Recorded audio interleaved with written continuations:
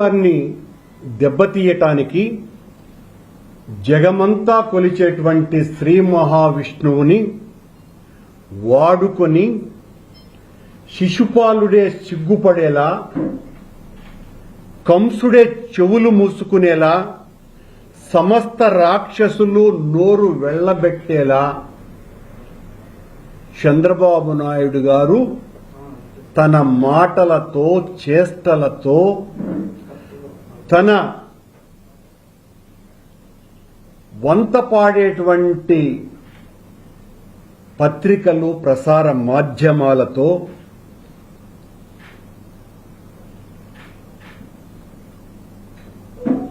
లడ్డూలో వాడేటువంటి నెయ్యి మీద అసలు నెయ్యే వాడలేదు,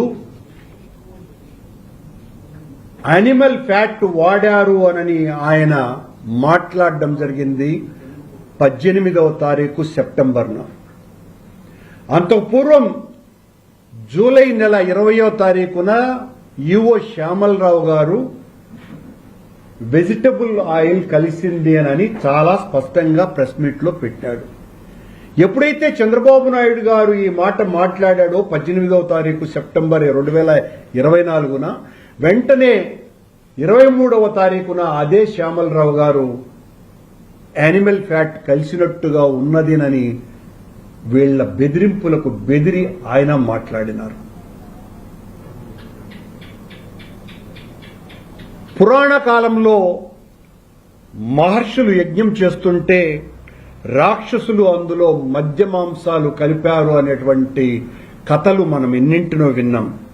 అంతకంటే నీచమైన స్థాయికి దిగజారి చంద్రబాబు నాయుడు గారు, పవన్ కళ్యాణ్ గారు తమ మాటల విషంతో మొత్తం దేశంలో ఉన్నటువంటి హిందువుల మనోభావాలనందరినీ కూడా కలుషితం చేయటానికి, భగవంతుణ్ణే తమ స్వార్థ రాజకీయ బలిపశువుగా చేయటానికి వాళ్ళెంత దుర్మార్గానికి ఒడిగట్టారు జగన్ గారిని రాజకీయంగా దెబ్బతీయటానికి అని ఈ రోజున సిట్ తను ఇచ్చినటువంటి రిపోర్టులో చాలా స్పష్టంగా ఎక్కడ రాజకీయ పరమైనటువంటి నేరం జరిగింది అనని ఒక్క మాట కూడా వాళ్ళు ఇచ్చినటువంటి నివేదికలో లేనే లేదు.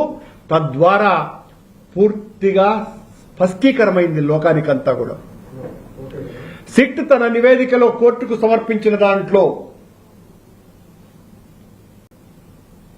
అధికారులు, దానికి సంబంధించినటువంటి టెక్నికల్ ఎక్స్పర్ట్స్, అలాగే డైరీ అధిపతులు వీళ్ళందరూ కుమ్మక్కై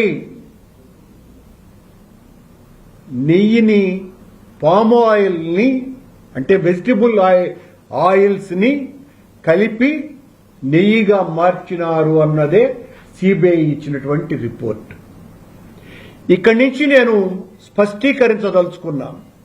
చంద్రబాబు గారు ఇప్పుడు మళ్లీ ఏం మాట్లాడుతున్నాడు? నాలుక మడత పెట్టి కల్తీ జరిగింది కదా అన్నటువంటి మాట మాట్లాడుతున్నాడు. 2019 నుంచి 2024 వరకు సిబిఐ విచారణ చేయించింది.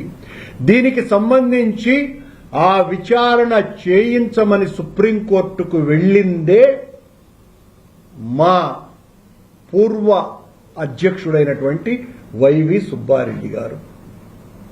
చంద్రబాబు వేసినటువంటి సిట్ కాదని సిబిఐ చేత ఎంక్వైరీ చేయించాలని ఆయన వెళితే సుప్రీంకోర్టు చంద్రబాబు గారి మాటల్ని ఆక్షేపించి మీరు చేస్తున్నటువంటి తప్పు కదా ఇది అని హెచ్చరించి తన ఆధ్వర్యంలో సిబిఐ నేతృత్వంలో సిట్టును సుప్రీంకోర్టు ఏర్పాటు చేసింది.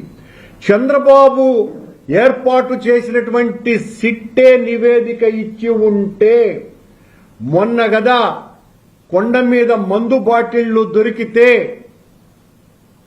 ఆ మందు బాటిళ్లను సాక్షి రిపోర్టర్ వెలికి తీస్తే వైఎస్ఆర్ కాంగ్రెస్ పార్టీ కార్యకర్త దానిని వీడియో తీస్తే వీళ్లే పెట్టారు అనని పోలీసుల చేత 152A కేసే దేశద్రోహం నేరం కింద కేసు వేసినటువంటి ఘనత మన పోలీసు వాళ్ళది కనుక